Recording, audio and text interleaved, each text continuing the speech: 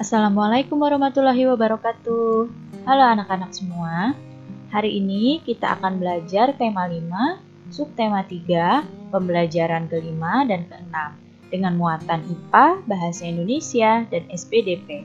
Sudah siap untuk belajar hari ini? Kalau sudah siap, mari kita mulai belajarnya. Perhatikan ketiga gambar yang ada di hadapan kalian. Kira-kira peristiwa apa ya yang sedang terjadi pada gambar? Iya, di sini pada gambar yang pertama, ternyata di desa tempatnya Udin tinggal itu dikejutkan dengan suara kentongan yang cukup keras yang berasal dari perkampungan dekat sekolah. Ada apa sampai dibunyikan kentongan? Nah, jadi terjadi kebakaran di bukit dekat perkampungan penduduk. Kebakaran yang terjadi tersebut menyebabkan adanya perubahan keseimbangan dalam ekosistem. Kebakaran hutan, kemudian penebangan pohon secara liar, kegiatan-kegiatan seperti itu dapat mengurangi habitat hewan. Hewan-hewan akan kehilangan tempat tinggalnya dan juga kehilangan sumber makanan jika hutan ditebang atau hutan dibakar. Bahkan rusaknya hutan akan mengubah keseimbangan ekosistem di dalam hutan. Misalnya, pada sebuah pohon biasanya ada serangga ya. Nah, jika terjadi penebangan hutan atau kebakaran hutan, di sini jumlah serangga akan berkurang karena serangga tersebut mati, kehilangan tempat tinggalnya juga. Nah, akibatnya kalau serangga jumlahnya berkurang, burung-burung kecil yang memangsa serangga kesulitan mencari makanan dan nantinya keseimbangan ekosistem akan terganggu. Lalu apa saja ya faktor yang memengaruhi perubahan ekosistem? Adakah di antara kalian yang tahu?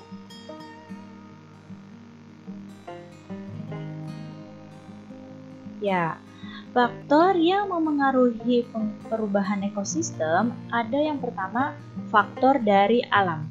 Jadi, faktor alam ini merupakan faktor yang terjadi secara alami, ya. Nah, di sini contohnya apa? Faktor alam ini yang memang berasalnya dari alam, seperti bencana alam, seperti letusan gunung berapi, banjir, tanah longsor, kebakaran hutan, badai, tsunami. Itu merupakan faktor yang dapat memengaruhi perubahan ekosistem. Ya, jadi di sini peristiwa-peristiwa seperti letusan gunung berapi, banjir, dan bencana alam yang lain itu dapat merusak suatu ekosistem hingga memengaruhi komponen penyusun ekosistem tersebut. Nah, selain faktor alam, ini ada faktor manusia. Nah, kalau faktor manusia ini adalah faktor yang memang disebabkan oleh ulahnya manusia. Seperti apa? Seperti penebangan pohon-pohon di hutan.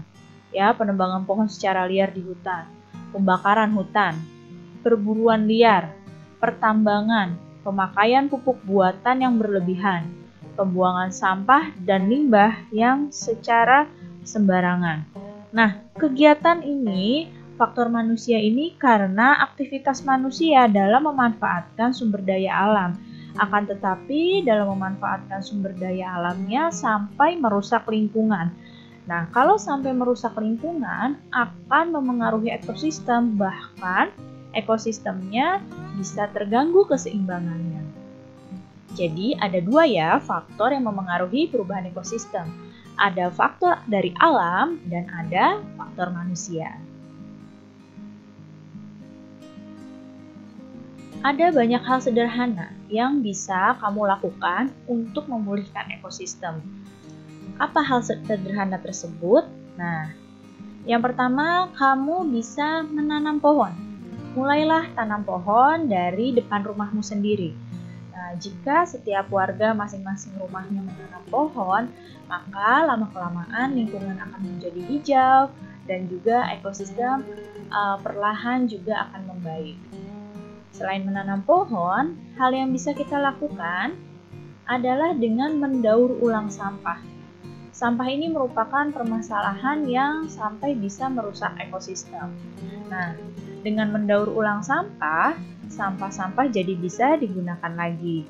Atau sampah-sampah organik itu bisa diolah untuk menjadi pupuk. Sampah-sampah non-organik bisa didaur ulang agar bisa dipakai kembali. Sederhana ya, kedua hal ini jika mulai kita lakukan dari sekarang. Perubahan ekosistem dan ekosistem akan menjadi pulih kembali.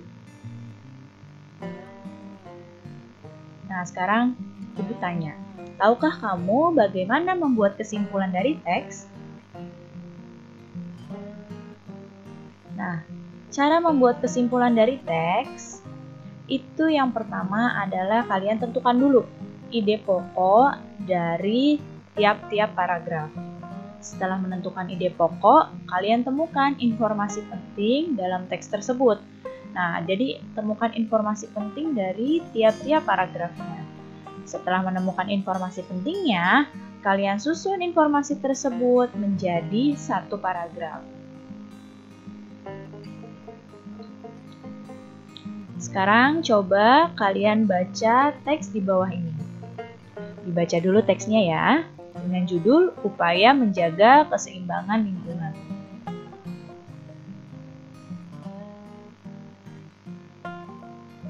Nah, untuk itu pertama kita cari dulu ide pokoknya. Ide pokoknya adalah untuk paragraf yang pertama ini, keharusan menjaga keseimbangan lingkungan. Informasi penting yang kita dapatkan adalah lingkungan memiliki ekosistem yang berpengaruh terhadap makhluk hidup. Kemudian, ide pokok paragraf kedua. Nah, ide pokok paragraf kedua adalah tujuan menjaga keseimbangan lingkungan. Informasi pentingnya menjaga lingkungan agar dapat dilakukan agar kekayaan alam tetap lestari dan dapat dinikmati generasi mendatang. Setelah kalian mendapatkan ini, untuk membuat kesimpulan tinggal kalian gabungkan ya. Jadi seperti ini. Yang pertama kalimatnya dari paragraf 1 dan paragraf 2, antara ide pokok dan informasi pentingnya kita gabung. Jadi kesimpulannya adalah kita harus menjaga keseimbangan lingkungan. Hal itu dilakukan karena lingkungan memiliki ekosistem yang berpengaruh terhadap makhluk hidup. Tujuan menjaga keseimbangan lingkungan adalah agar kekayaan alam tetap lestari dan dapat dinikmati generasi mendatang. Jadi, seperti ini cara membuat kesimpulan dari teks. Mudah bukan? Sekarang coba perhatikan gambar ini. Nah, masih ingatkah kamu tarian apa ini? Ya, betul sekali. Ini adalah tari topeng. Nah, siapa yang tahu tari topeng ini apa properti yang digunakan? Properti terpenting dalam tari topeng ini. Iya, betul. Tari topeng ini propertinya adalah topengnya. Properti terpentingnya adalah topengnya ini. Nah, topeng merupakan penutup wajah yang biasanya terbuat dari kayu, kertas, ataupun bahan-bahan lainnya. Di wilayah Nusantara, topeng memegang peranan yang penting, tidak semata-mata hanya sebagai penutup wajah, tapi juga sebagai penyimpan simbol-simbol penting dalam upacara-upacara adat. Nah, gambar yang ada di hadapan kalian ini adalah beberapa gambar topeng yang ada di Indonesia.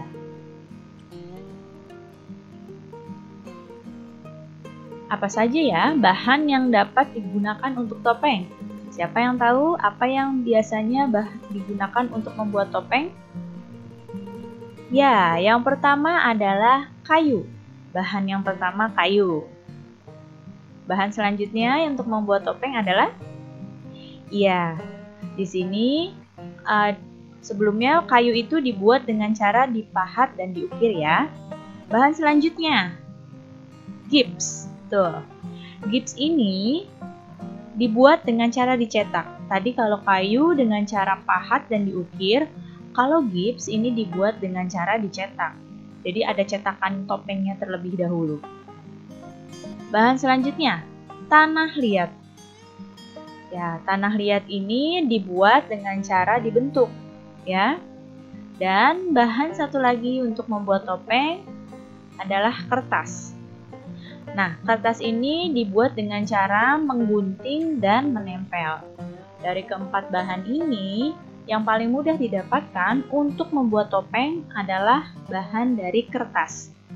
Bisa kita temukan ya dalam kehidupan sehari-hari kertas ini dan mudah untuk digunakan membuat topeng. Nah, sekarang kita akan belajar cara membuat topeng. Sebelum membuat topeng, kalian siapkan dulu alat dan bahan yang akan digunakan. Ya, yang pertama kalian siapkan dulu kertas karton atau kertas yang agak tebal. Setelah menyiapkan kertas karton, kalian siapkan pensil. Siapkan juga staples, kemudian gunting, kertas koran bekas atau kertas majalah bekas, dan pewarna. Di sini pewarnanya boleh cat air, boleh juga cat minyak. Nah, perhatikan tahapan ini ya untuk membuat topeng. Ya, ini yang pertama tahapnya adalah kalian buat sketsa wajah dulu. Ya, di sini buat bulatan seperti ini. Kemudian dikasih 8 titik seperti ini. Ya, dikasih 8 titik seperti ini. Setelah itu, setelah dibuat bulatannya, gunting sekeliling sketsa sesuai garis yang dibuat. Tadi kan kalian sudah bikin garis putus-putus. Garis putus-putusnya ini kalian gunting.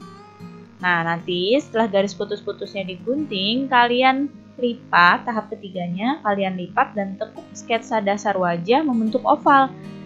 Nah, kemudian di staples nih. Di sini kalian staples. Setelah itu tahap yang keempat, kalian gunting kecil-kecil kertas koran ya. Kalian gunting kecil-kecil, kemudian tempelkan potongan kertas pada bentuk dasar ini. Ditempelkan ya kertas korannya di bentuk wajah ini. Di polanya ini ditempel pakai lem. Kemudian tahapan yang kelima, setelah bentuk dasar topeng sudah selesai, ditempeli guntingan kertas nih jadi seperti nomor 5 ini. Nah, baru setelah itu yang keenam kalian buat matanya, kemudian buat hidungnya, ya buat hidungnya dan juga kalian buat mulutnya. Jangan lupa bagian mata, bagian hidung, sama bagian mulut boleh kalian bolongi supaya bisa untuk nafas. Nah, tahap yang ketujuh, di sini kalian sudah selesai ditempel bentuk dasar topeng. Nah, ditempel lagi kertas koran lagi biar lebih keras. Ya, jadi topengnya lebih kuat. Setelah itu tahapan yang ke-8, kalian warnai seperti ini, dikasih warna topengnya dan tunggu catnya kering. Barulah topengmu selesai. Dan bisa kalian gunakan atau bisa kalian pajang topengnya. Nanti dicoba ya membuat topeng seperti ini di rumah. Baik anak-anak, cukup sekian ya penjelasan ibu kali ini. Mudah-mudahan kalian paham dan mengerti. Terima kasih anak-anak semua. Sampai jumpa lagi. Wassalamualaikum warahmatullahi wabarakatuh.